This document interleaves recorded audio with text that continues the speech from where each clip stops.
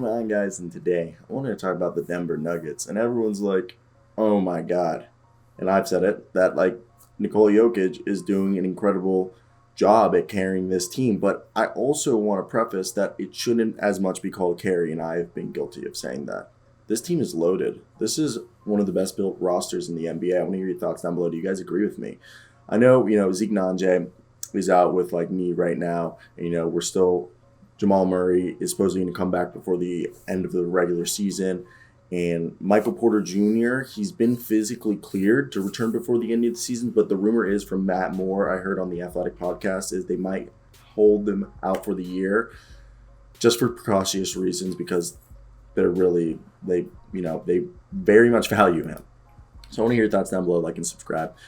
Do you guys agree with me? The Denver Nuggets are one of the best built teams, and like people need to stop disrespecting saying like there's nobody on this roster. First off, Aaron Gordon. I know if you look at his stats, you're not going to be like, oh my God, Aaron Gordon.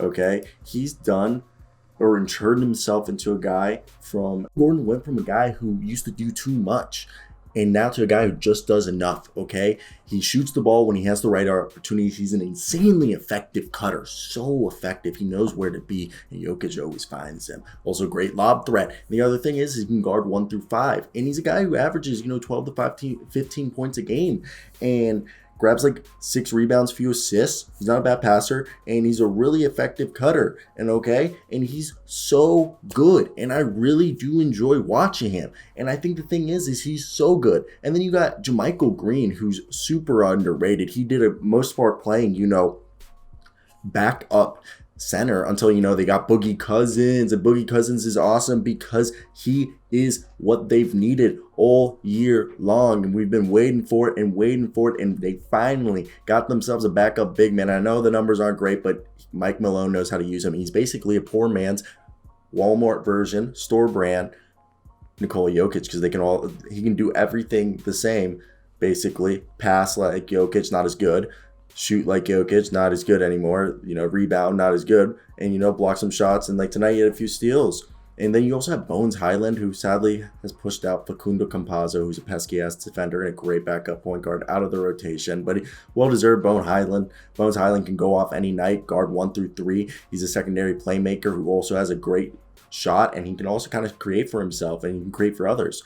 And he's good. Austin Rivers over here also playing 1 through 3, and some night he's actually playing the wing, and he's just playing this stout perimeter defense off the bench, giving them what they need: a little bit of passing, a little bit of shooting, and mainly some defense and toughness, playing himself right back into the league out of almost falling out. And then you got Bryn Forbes, great acquisition. They needed a sharpshooter off the bench, and Bryn Forbes over here, he comes in and shoots in bunches. Some nights he's fire, some nights it's okay. And he sometimes gets a steal. Doesn't do anything else really, but that shooting is so much that they need.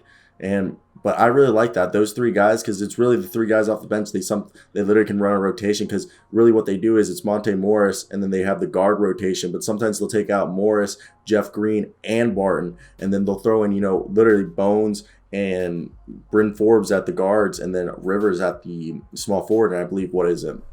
This lineup actually threw me through a tailspin. I had it written somewhere, sorry for the clicking, but this was a lineup that I was like, damn, that's actually interesting that they run this. It's, Bone Highland, Bryn Forbes, Austin Rivers, and as of late they've been running, JaMychal Green and DeMarcus Cousins off the bench, but it's usually like Zeke Nanje and JaMychal Green. I've seen it at times, but like that's wild. And sometimes, they'll put in Devon Reed if they need some size right there, because Devon Reed is an okay 3-and-D guy.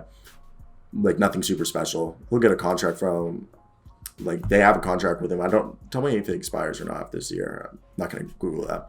But Jokic is literally having an insane year this year, a better year than last year. Literally playing at an MVP level, doing everything better, and he's having a better defensive year. People were like, this guy can't play defense. Now he's playing insane defense. He's incredibly good at defense.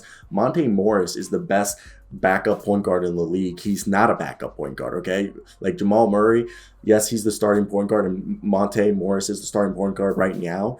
But the thing is, Monte Morris is starting level point guard, but because Jamal Murray is here, when Jamal Murray's fully healthy, he's the starter. But I really could envision a future where it's Jamal Murray, Monte Morris, Will Barton.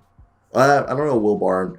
Will Barton could be the 6th man. Michael Porter Jr., Aaron Gordon, and Nikola Jokic. And then you have Will Barton as the 6-man, Bones Highland, and like, company off the bench like 3 years down the road, 2 years down the road. When I guess everything's, I don't even know how long down the road, whatever down the road when everyone's fully healthy. But, and like everything's going right. Monte Moore's awesome. He's a guy, tough Iowa State product. He knows how to do everything. Takes efficient shots, loves the 3-point ball, can go off for 10 assists and like have a double-double at any time. Will Barton really became a scorer. And also shout out Jeff Green. He's been on like minimum contracts for years and no one gives him like any credit. But Will Barton turned himself into a 17-point scorer. That's basically my thoughts, guys. But peace out.